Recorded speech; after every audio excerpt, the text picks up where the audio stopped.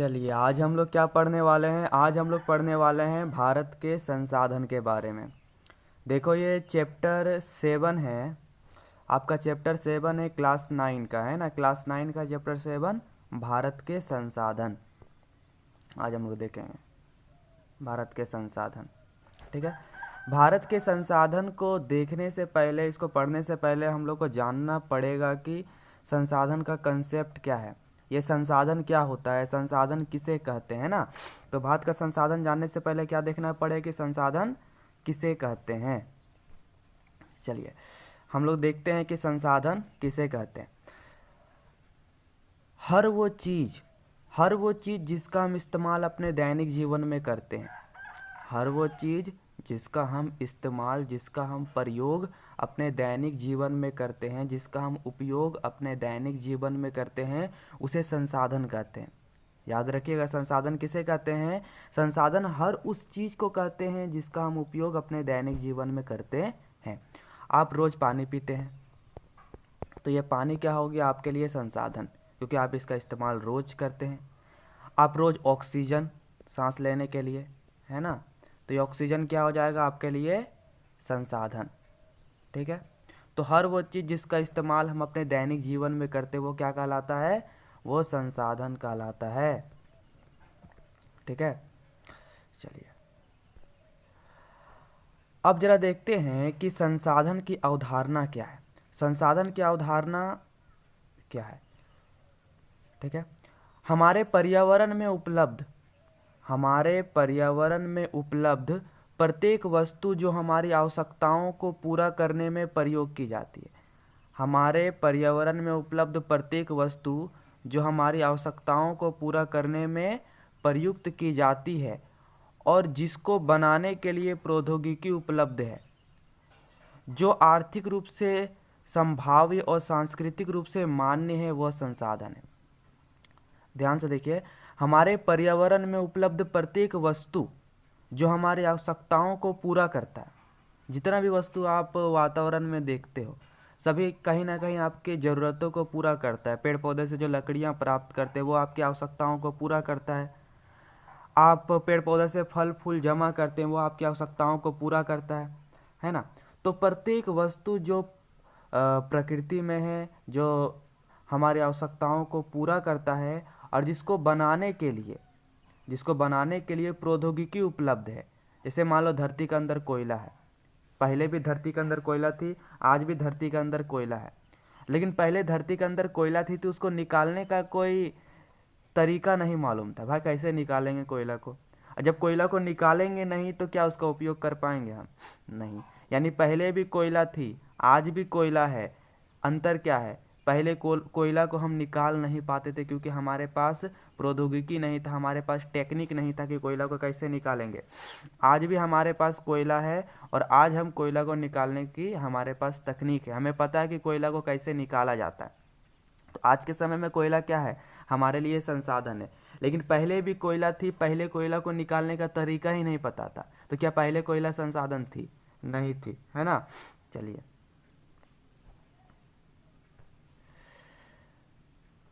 तो ये संसाधन का जो डेफिनेशन है इसको ध्यान में रखेंगे और इसको लिख लेंगे, है ना, कि संसाधन क्या है।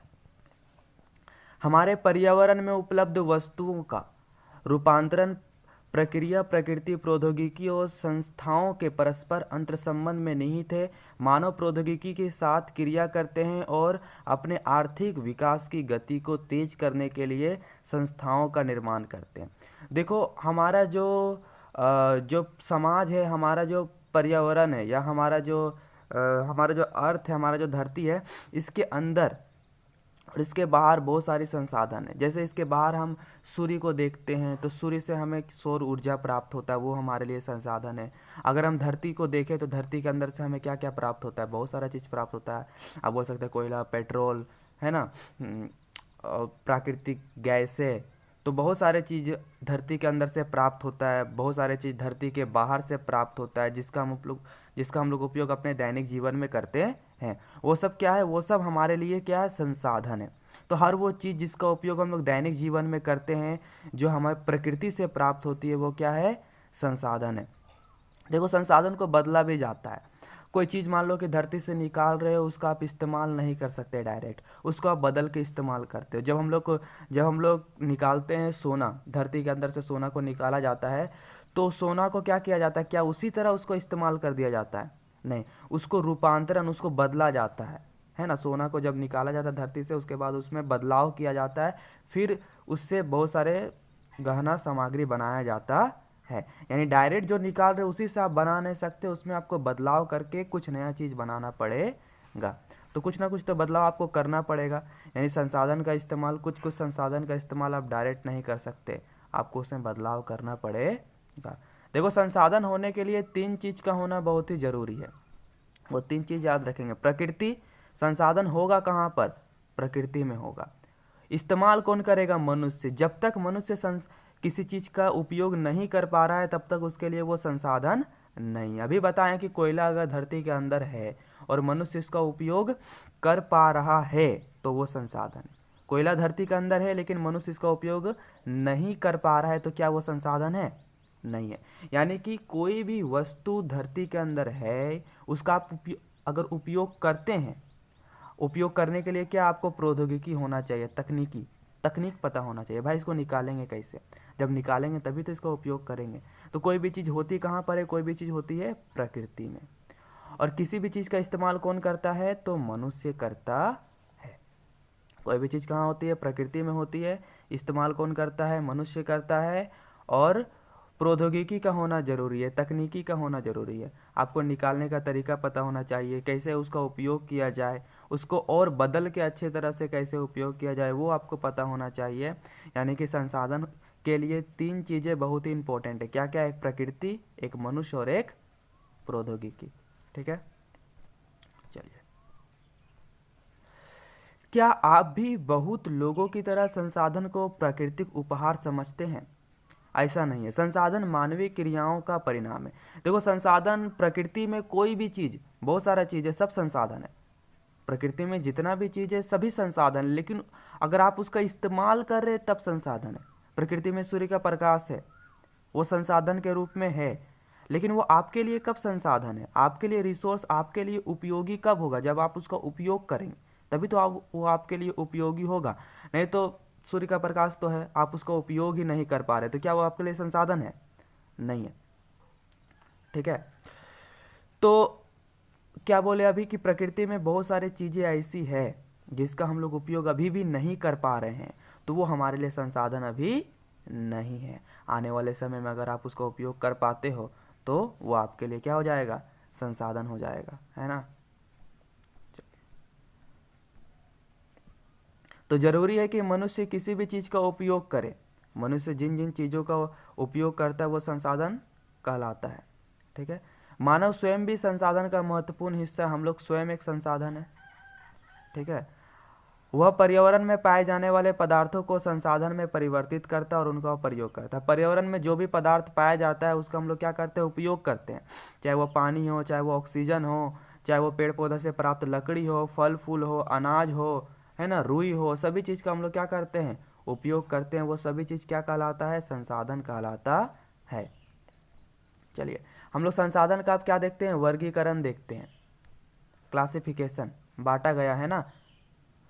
संसाधन को उत्पत्ति के आधार पर बांटा गया। उत्पत्ति के आधार पर, उत्पत्ति के आधार पर संसाधन को 2 भागों में बांटा गया है। 2 भागों में बांटा गया है। पहला क्या है? पहला है जैव संसाधन और दूसरा क्या है? अजैव संसाधन। ये जैव संसाधन, अजैव संसाधन क्या है? तो इन संसाधनों की प्राप्ति जीव मंडल से होती है और इनमें जीवन व्याप्त होता है। वैसा संसाधन जिसकी उत्पत्ति जीव मंडल से होती है, जीवों से होती है, उसे क्या कहते हैं? जैव संसाधन। जैसा मुर्गा चिल्ला रहा है ना, तो अगर आप इसका उपयोग करते हैं खाने के लिए, तो आपका संसाधन, मुर्गा तो संसाधन है क्योंकि आप इसका उपयोग कर पा रहे हैं। हर वो चीज़ जिसका आप इस्तेमाल करते हैं वो संसाधन है। तो मुर्गा कैसे संसाधन हो गया? जैव संसाधन, है ना। प्रकृति से आप, पेड़ पौधे से आप फल फूल अनाज उत्पन्न करते हैं, अनाज प्राप्त करते हैं, तो वो पेड़ पौधे किस प्रकार का संसाधन हो गया? आपका जैव संसाधन हो गया, क्योंकि उसमें क्या है? जीवन है, पशुधन, पशु से आप धन प्राप्त कर रहे हैं, वो जैव संसाधन हो गया। मत्स्य जीवन, मछली को आप खा रहे हैं, मछली से आप मछली का उपयोग कर रहे हैं, वो किस प्रकार का संसाधन हो गया, वो आपका जैव संसाधन हो गया।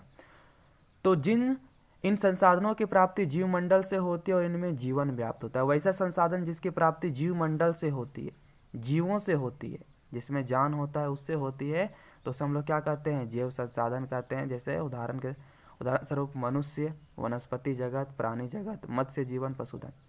अब देखते हैं अजैव संसाधन क्या है। ऐसे संसाधन जो निर्जीव वस्तुओं से प्राप्त होते हैं। जो सजीव से प्राप्त होगा जैव संसाधन, जो निर्जीव से प्राप्त होगा वो क्या कहलाएगा, अजैव संसाधन।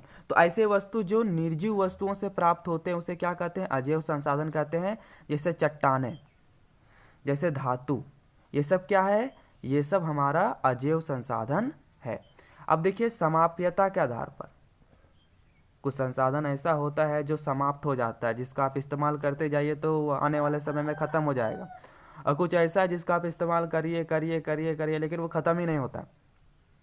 ठीक है, तो समाप्यता के आधार पर दो प्रकार के संसाधन होती है, एक नवीकरण योग्य संसाधन, एक अनवीकरण योग्य संसाधन। तो वे संसाधन जिन्हें भौतिक, रासायनिक या यांत्रिक प्रक्रियाओं द्वारा नवीकृत या पुनः उत्पन्न किया जा सकता है, वैसा संसाधन जिसको हम लोग फिर से प्राप्त कर सकते, उसे हम लोग क्या कहते हैं, नवीकरण योग्य संसाधन कहते हैं।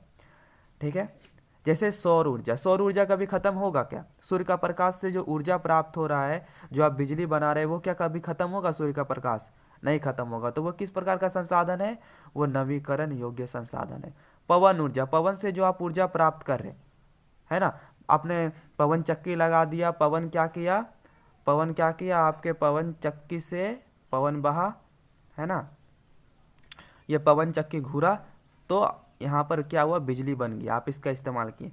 ये पवन जब इसमें टकराया तो क्या पवन समाप्त हो गया, नहीं, पवन क्या हो गया, टकरा के आगे चला गया।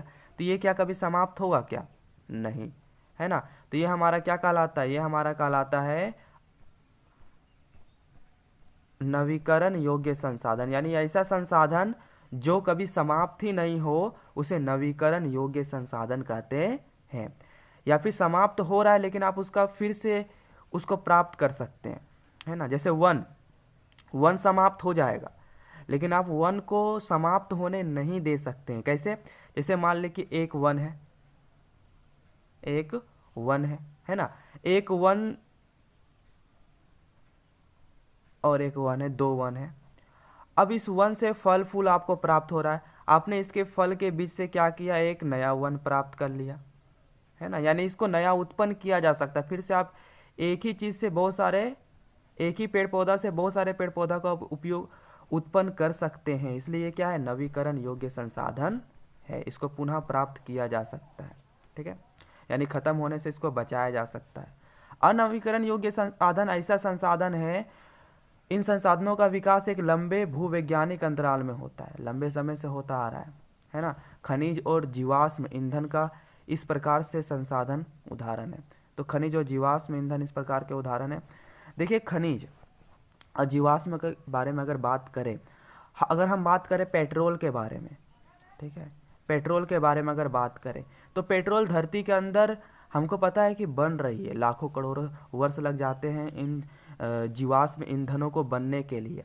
अगर आप इसका इस्तेमाल रोज प्रतिदिन अधिक मात्रा में करेंगे तो क्या होगा, ये तो समाप्त हो जाएगा ना, फिर आप इसके बनने के लिए बहुत ज़्यादा समय लग जाएगा, है ना। यानी कि हो सकता है ये एकदम समाप्त ही हो जाए। धरती के अंदर कोयला है, आप निकाल रहे, आने वाले समय में आपके पास कोयला ही नहीं बचेगा, है ना। तो ये हमारा किस प्रकार का संसाधन कहलाएगा, अनवीकरण योग्य संसाधन, यानी वैसा संसाधन जो समाप्त हो जाते हैं, लंबे समय से आप उसका उपयोग करिएगा तो वो एकदम समाप्त हो जाएगा, फिर आपको वो बचेगा ही नहीं, उसको क्या कहते हैं, अनवीकरण योग्य संसाधन कहते हैं। जैसे यहाँ पर देखिए कोयला और पेट्रोल, अब कोयला पेट्रोल का इस्तेमाल करते जाइए, आने वाले समय में कोयला पेट्रोल आपका खत्म हो जाएगा, फिर कोयला पेट्रोल आप देख भी नहीं पाइएगा, है ना। इसलिए क्या बोलता है, पेट्रोल का इस्तेमाल कम करो, है ना, बैटरी से चलने वाली गाड़ियाँ चलाओ, ठीक है, पॉल्यूशन भी नहीं होगा और आपका पेट्रोल भी बचा रहेगा। नहीं तो आने वाले समय में पेट्रोल कोई देख भी नहीं पाएगा, है ना, खत्म हो जाएगा। तो स्वामित्व के आधार पर देखो, कोई संसाधन वैसा होता है जो आप बोलते अरे ये तो मेरा संसाधन है। कोई ऐसा संसाधन होता है जो बोलते अरे ये तो पूरे समाज का संसाधन है, ये मेरे पूरे बाउंडिया महावीर पाड़ा का संसाधन है, या फिर ये पूरे नियामतपुर का संसाधन है ना। कोई संसाधन ऐसा होता है जो बोलते हैं कि अरे ये तो पूरा देश का संसाधन है ना, इस पर पूरा देश का अधिकार है। कोई ऐसा चीज होता है जिस पर पूरे विश्व का अधिकार होता है, ठीक है। तो स्वामित्व के आधार पर 4 प्रकार का संसाधन हो गया। एक हो गया आपका व्यक्तिगत संसाधन, एक हो गया आपका सामुदायिक संसाधन, एक हो गया आपका राष्ट्रीय संसाधन, और एक हो गया आपका अंतर्राष्ट्रीय संसाधन। सभी को देखते हैं। व्यक्तिगत संसाधन क्या है? संसाधन निजी व्यक्तियों के स्वामित्व में भी होते हैं। कुछ ऐसा संसाधन होता है जो बोलते हैं अरे ये तो मेरा ही है। किसानों की अपनी स्वामित्व वाली भूमि, जैसे किसानों का भूमि हो गया, वो किसानों का ही भूमि है ना, उससे आप छीन नहीं सकते क्योंकि वो उसका व्यक्तिगत संसाधन है, ठीक है। लोगों का अपना मकान, आपका भी अपना मकान है ना, वो आपका संसाधन है। बाग, बगीचा, चारागाह जहाँ पर आप जानवरों को चराते हैं, तालाब, ये आपका निजी संसाधन है, ये आपका अपना संसाधन है। आप भी स्वामित्व वाले संसाधनों की एक सूची बनाइए, है ना। चलिए ये आपको करना है। आपको क्या करना है? आपको घर में बैठ के ये आपको करना है। आप भी स्वामित्व वाले संसाधनों की सूची बनाइए। कॉपी में एक सूची बनाइएगा कि कौन कौन सा संसाधन वो आपका है ना। आपके पास कौन कौन सा संसाधन है जिस पर किसी का अधिकार नहीं है, सिर्फ आपका अधिकार है। वो संसाधन आप, उसका लिस्ट आप घर में बनाइएगा। देखिए, सामुदायिक स्वामित्व वाले संसाधन, जिन संसाधनों पर पूरे समुदाय का स्वामित्व होता है, पूरे समुदाय का अधिकार होता है, पूरे समाज का अधिकार होता है, वे सामुदायिक स्वामित्व वाले संसाधन कहे जाते हैं। याद रखिएगा कि जिन संसाधनों पर पूरे समुदाय का अधिकार होता है वे सामुदायिक स्वामित्व वाले संसाधन कहे जाते हैं। यानी कि आपका अधिकार तो होगा ही, आपका अधिकार तो होगा ही, लेकिन आपके साथ साथ आपके समाज वालों का भी अधिकार होगा। जैसे अगर हम बोले कि आपका जो मंदिर है ना, मंदिर, तो मंदिर सिर्फ आपका थोड़े है, पूरे समाज का मंदिर है, तो उस पर पूरे समाज का अधिकार है। जैसे तालाब हो सकता है, तालाब क्या सिर्फ आपका ही है? नहीं, वो पूरे समाज का, उसमें पूरा समाज आपका जो पाड़ा पड़ोस का जो लोग है वो उस तालाब का इस्तेमाल कर सकता, चाहे मछली पकड़ने में करे, चाहे नहाने में करे, है ना, स्नान करने में करे, किसी भी काम में करे, वो पूरे समाज के लिए काम आएगा। शमशान भूमि, वो सभी के लिए शमशान भूमि। शहरों का पार्क सभी के लिए। पिकनिक स्थान, कोई भी पिकनिक स्थान जा सकता है। खेल का मैदान सभी के लिए है। तो ये आपके पूरे समाज के लिए है, इसलिए क्या कहलाता है? सामुदायिक स्वामित्व वाले संसाधन पूरे समुदाय का है। आपका भी अधिकार है और आपके आस पड़ोस वालों का भी इसमें अधिकार है। एक होता है राष्ट्रीय संसाधन। देखिए, राष्ट्रीय संसाधन क्या होता है? तकनीकी तौर पर देश में पाए जाने वाले संसाधन राष्ट्रीय संसाधन है। देश की सरकार सामुदायिक कल्याण के लिए व्यक्तिगत संपत्ति को भी अपने अधिकार में ले सकती है। देश के सारे खनिज पदार्थ, जल संसाधन, वन संसाधन, वन्य जीव, राजनीतिक सीमा के अंतर्गत समस्त भूमि एवं सागरीय क्षेत्र में सीमा से सटा 19.2 किलोमीटर तक का क्षेत्र तथा इनमें पाए जाने वाले पदार्थ राष्ट्रीय संसाधन के अंतर्गत आते हैं। यानी कि हर वो चीज जो कंट्री का है, जिस पर पूरे कंट्री का अधिकार होता है, वो राष्ट्रीय संसाधन कहलाता है। जैसे अगर हम बात करें कि गंगा नदी बह रही है, ये गंगा नदी बह रही है, इसका जल का अधिकार राष्ट्रीय संसाधन है, पूरे देश का इस पर अधिकार है, ठीक है। ऐसा नहीं कि जिस एरिया में बह रही है सिर्फ उसी का अधिकार है, वही सिर्फ यहाँ पर आ सकता है ना। वन संसाधन, जितना भी वन संसाधन है देश में, जो भी वन वाले क्षेत्र है, जो भी, वो पूरे राष्ट्र का संसाधन है ना। वैसे तो जितना भी किसी देश में कोई भी चीज़ है वो सिर्फ देश का ही तो है ना।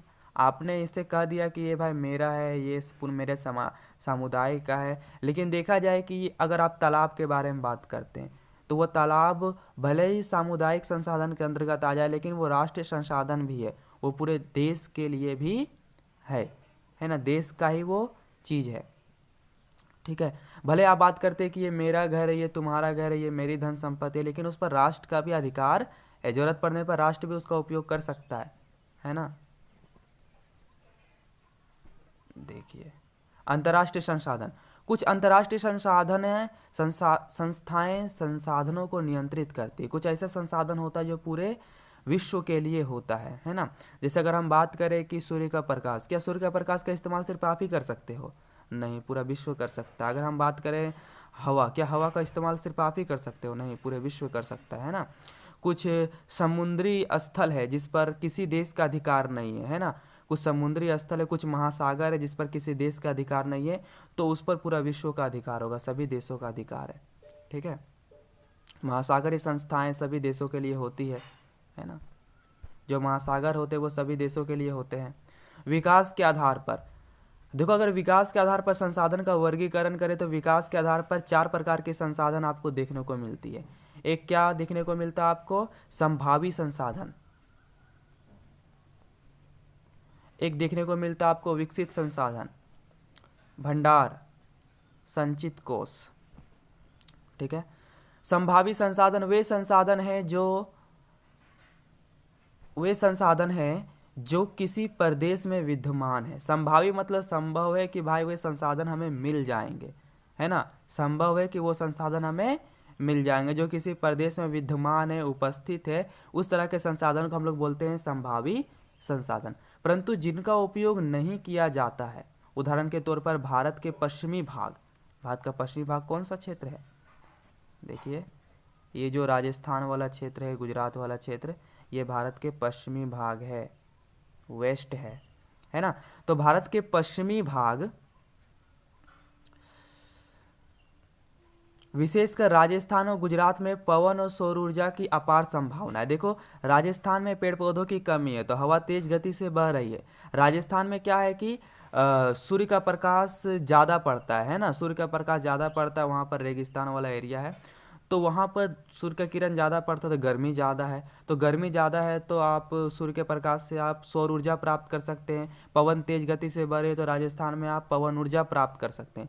ये सब चीज़ें हैं, लेकिन इसका सही से विकास नहीं हो पा रहा है, सही से उपयोग नहीं हो पा रहा है। चीज़ें होने के बावजूद भी उसका हम लोग उपयोग नहीं कर पा रहे हैं, है ना। तो संभावी संसाधन जो किसी प्रदेश में विद्यमान हो, जो किसी प्रदेश में उपस्थित हो, वैसा संसाधन जो किसी प्रदेश में उपस्थित हो, उस तरह के संसाधन को हम लोग क्या कहते हैं? संभावी संसाधन कहते हैं। विकसित संसाधन वे संसाधन जिनका सर्वेक्षण किया जा चुका है, जिनको जांच पड़ताल किया जा चुका है और उनके उपयोग की गुणवत्ता और मात्रा निर्धारित की जा चुकी है। भाई इनका उपयोग इस तरह करके होगा, विकसित संसाधन क्या कहलाता है। यानी उनका उपयोग का गुणवत्ता और मात्रा कि इतना ही उपयोग होना चाहिए। अगर ज़्यादा उपयोग करेंगे तो ये संसाधन आने वाले समय में क्या हो जाएगा? समाप्त हो जाएगा, है ना। तो वो कहलाता है हमारा विकसित संसाधन।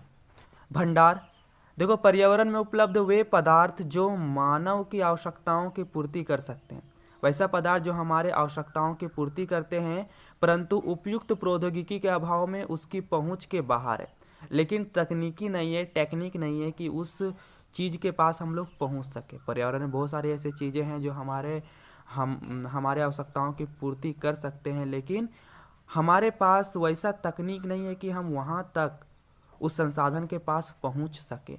उदाहरण के लिए जल, 2 ज्वलनशील गैस जैसे हाइड्रोजन और ऑक्सीजन से मिलकर बना है। आपको पता है H2O जल का सूत्र, हाइड्रोजन और ऑक्सीजन से जल मिलकर बना है तथा यह ऊर्जा का प्रमुख स्रोत बन सकता है। जब हाइड्रोजन और ऑक्सीजन आपस में प्रतिक्रिया करती है तो ऊर्जा उत्पन्न हो सकता है, परंतु इस ऊर्जा का उपयोग हम लोग नहीं कर पा रहे हैं। यानी कि हमारे पास संसाधन है, हमारे पास तरीका है, हमें पता है, तरीका नहीं है, हमें पता है कि हाइड्रोजन ऑक्सीजन जब आपस में प्रतिक्रिया करती है तो ऊर्जा बनेगा, लेकिन उस ऊर्जा का हम लोग इस्तेमाल नहीं कर पा रहे हैं। तो ये संसाधन तो है लेकिन इसका उपयोग नहीं कर पा रहे हैं, तो इसे भंडार कहेंगे हम लोग, है ना। संचित कोष, यह संसाधन भंडार का ही हिस्सा है जिन्हें उपलब्ध तकनीक ज्ञान के सहायता से प्रयोग में लाया जा सकता है ना, परंतु इनका उपयोग अभी आरंभ नहीं हुआ है। हम लोग उपयोग कर सकते हैं, तकनीक के ज्ञान से इसका इस्तेमाल कर सकते हैं, परंतु इसका इस्तेमाल अभी तक शुरू नहीं हुआ है। इनका उपयोग भविष्य में आवश्यकता पूर्ति के लिए किया जा सकता है। हो सकता है भविष्य में अपनी आवश्यकता को पूरा करने के लिए किया जा सके। नदियों के जल को विद्युत पैदा करने में प्रयुक्त किया जा सकता है। नदियों के जल से विद्युत उत्पन्न किया जाता है, लेकिन बहुत मात्रा में विद्युत उत्पन्न नहीं किया जा सकता। और अगर तकनीक का इस्तेमाल किया जाए तो जितना भी नदी का जल है सभी से विद्युत का उत्पन्न हम लोग कर सकते हैं, विद्युत बना सकते हैं। परंतु वर्तमान समय में इसका उपयोग सीमित पैमाने पर ही है ना, ज़्यादा इसका उपयोग नहीं हो रहा है। ठीक है, देखो संसाधनों का संरक्षण के बारे में अगर बात करें तो संसाधन संरक्षण से तात्पर्य भविष्य की आवश्यकताओं को देखते हुए और पर्यावरण की रक्षा करते हुए संसाधन के उपयोग से है। किसी तरह के विकास के लिए संसाधन आवश्यक है, परंतु संसाधनों का विवेकहीन उपयोग और अति उपयोग के कारण कई सामाजिक, आर्थिक और पर्यावरण समस्याएं पैदा हो सकती है। देखो संसाधन जो है उसका संरक्षण तो हमको करना ही पड़ेगा। अगर हम संसाधन का संरक्षण नहीं कर पाते हैं तो वो संसाधन एक समय आएगा जब वो संसाधन ही समाप्त हो गया, वो चीज़ ही समाप्त हो गया। कोयला का अगर आप उपयोग ज़्यादा कीजिएगा तो कोयला आने वाले समय में समाप्त हो जाएगा, फिर आप किसका उपयोग कीजिएगा? पेट्रोल अगर ज़्यादा उपयोग कीजिएगा तो पेट्रोल तो समाप्त हो जाएगा, आप किसका उपयोग कीजिएगा? तो हर वो चीज़ जिसका आप इस्तेमाल कर रहे हैं उसको आपको बचा कर ही चलना पड़ेगा, है ना। जो संसाधन खत्म होने वाली है उसको बचा कर चलना पड़ेगा। लेकिन अब हवा का इस्तेमाल कीजिए विद्युत बनाने में, आराम से कीजिए, बहुत ज़्यादा कीजिए, वो ख़त्म ही नहीं होगा, है ना। लेकिन ऐसा चीज़ जो ख़त्म हो जाने वाला है, जो आपको लगता है कि ख़त्म हो जाएगा, उसका इस्तेमाल हम लोग को क्या करना पड़ेगा? कम करना पड़ेगा, ताकि वो बचा रहे। उसके जगह किसी दूसरे वस्तु का इस्तेमाल करना पड़ेगा, है ना।